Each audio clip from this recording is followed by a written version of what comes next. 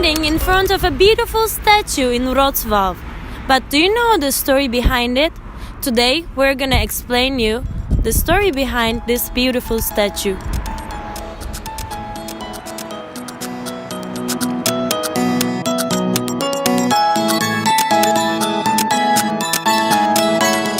Now we are with Szymon from Free Walkative Tour, and he will explain us how did it happen.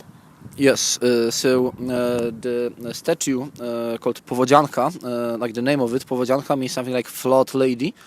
The statue, if you look it on a map, is exactly here in the very beginning of this island called Kępa Mieszczańska. So you can see it nicely when you cross University Bridge. So there is a statue. The statue was made in July of 1998, so in the first anniversary of what we call Millennium Flooding. Millennium flooding happened in July of 1997, and this is the biggest flooding in history of Odra River. Just to let you imagine how big it was, I would tell you that this whole hydrotechnical system you can see in the map that was designed to let through Wrocław around 2,400 cubic meters of water per second. That's capacity. In the summertime of 1997, there was more or less 3,600 cubic meters of water passing Wrocław every second. So more or less, one third more than maximum. So basically, more or less one third of this map would be underwater in that time. The water was very high; that was getting more or less to the bottom of bridges, for example, there, right? So that was really high.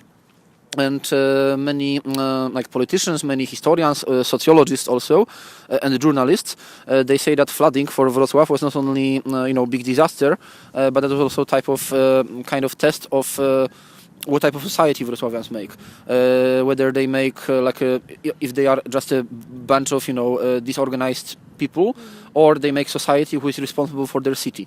And so how was it? Is it like responsible people? Yes, this is what many people say, that actually Wrocławians kind of managed to pass this test, because many people, they dedicated a lot of their time, a lot of their money, not only to serve their private properties, but to serve public institutions, to save schools, universities, libraries. Yeah, as if we get into that library, can you explain how the statue happened? So the Stanisław Wysocki, author of the POWODZIANKA monument, he wanted to commemorate all of those hundreds of anonymous people like me or you, who were dedicating their time facing disaster, but still dedicated their time to help not only themselves but other people too. And but the statue is women, right? Yes. This is commemorating women who were helping to kind of evacuate books from the libraries. For example, this library, which is holding books, that's a property of Wrocław University, and books from this library were being evacuated because being on the island, everybody thought that may be flooded. Fortunately, this building wasn't flooded, but nevertheless, tons and tons of books needed to be removed from here. Women being not as physically strong as men, some people wouldn't expect them to do such a courageous physical effort as they did during flooding of 1997. And this is why everybody is so impressed about their bravery and dedication and passion of saving public property. Okay. As I heard, 55 people were killed in that flood. How did the others survive? How could you manage to survive the books and all the things and all the stuff? There were no casualties in Wrocław. All of the people who you talk about, they got killed in other parts of this province. For example, Kłodzko. This is the town that you pass, for example, on your drive from Wrocław to Prague. That was very heavily damaged also. In Wrocław, fortunately, not a single person was killed during flooding, but when it comes to destruction made by the river, that was a huge amount of money. Mostly that was material damage. Fortunately, no people hurt. So I heard that in the April there was announced that third degree of wave can be coming. Do you know about it? Forecast office data of the Institute of Meteorology and Economy warned Wrocław about the third degree of flood hazard. Do you expect something like that? Actually, this is something that you may expect every single year in Wrocław. This is disadvantage of living in a city by a big river, and this is what is happening in Wrocław very, very often, honestly. So me as somebody who lives here, I don't pay that much attention, honestly, because those warnings are happening quite often. Most of people in here, they would care only if something actually seriously starts to happen. So of course this is very good to follow such information, but as I was saying, living in Wrocław, you just need to get used to such things. In many places the riverside is in a not very good condition. For example, you can have a look there. There is a funny sign which is saying that waves are not allowed here. When you drive your boat in this part of the river, you need to go steady, because when you make a wave that hits the bank, you will drown. The police may give you a ticket for that. Because if you use something and not go straight, police will give you a ticket. Yeah, because I mean, people, be careful. Yeah, be careful, because when you, as I said, when you make waves which would hit the bank, the police may give you a ticket for that. 150 zł.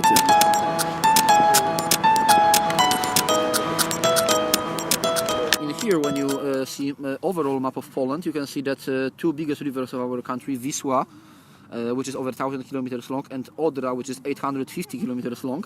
They run from south to north. There are mountains in south of Poland, so there is snow. In the summertime, the snow melts, and all of the snow is being carried to the sea by big rivers. And then when you combine this process with rain and storms, which are typical to summertime in continental Europe, the consequences are floodings, which is very, very typical for summertime. I'm sorry to say, Wrocław is a gorgeous city, but from time to time it's being flooded.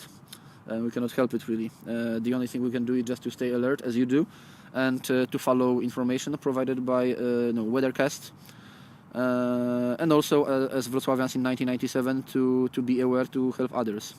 This is the best we can do.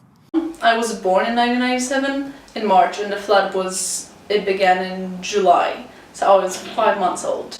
There was also another flood in 2010, which I experienced, but it was not that big. The one in 1997 was called the Great Water and the Flood of the Century, because it destroyed like half of the city and many properties, many small villages around Wrocław where they were not prepared for this. In 1997, the television, they were saying like a few days or a few weeks before the flood, they were warning that the big water is coming. And my mom, she's a very skeptical person, so she insisted like on us moving out. They went to live with her mother, with my grandmother. She lives close to the city center. Actually, it's a city center, close to the Arcady place. But they did not think that the flood will go there too. So that was a tricky thing. So no flats were flooded, but all the basements. Like we had a piano and we lost it.